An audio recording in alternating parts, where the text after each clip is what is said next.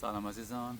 امروز میخوام درباره اهمیت زبان انگلیسی براتون صحبت بکنم. از اینکه تشریف میارین در آمریکا بدونین که واقعا زبان انگلیسی رو باید بلد باشین. من خب دوستانی رو میشناسم که میگن محیط که قرار بگیرم یاد میگیرم زبان انگلیسی رو، که متاسفانه میخوام بهتون رو راست باشم.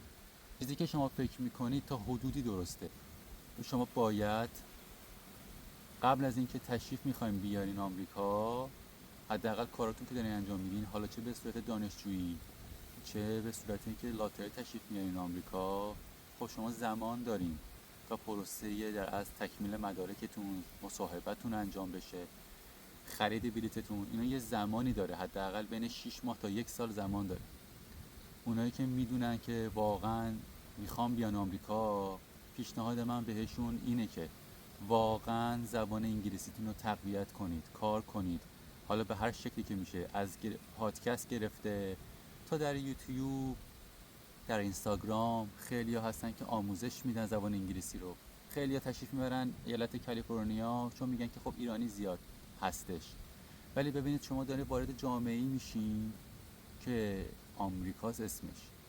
خب شما اگر میخواین که با این جامعه درآمیخته بشین، باید زبان انگلیسی رو یاد بگیرید. ببینید شما میخواین برین بانک حساب باز کنید، خب باید بلد باشین که با طرف انگلیسی صحبت کنید و بگین چی میخواین، طرف منظور شما رو بفهمه، شما بفهمید طرف چی میگه. شما نمیتونین هر جایی با خودتون مترجم ببرید، یه نفر باشه که کاراتون رو انجام بده. گواهینامه رانندگی بگیرید اینجا. وقتی که شما میخواین برین امتحان بدید، میتونین درخواست بکنید که خب من یک نفر با خودم بیارم که مترجمم باشه.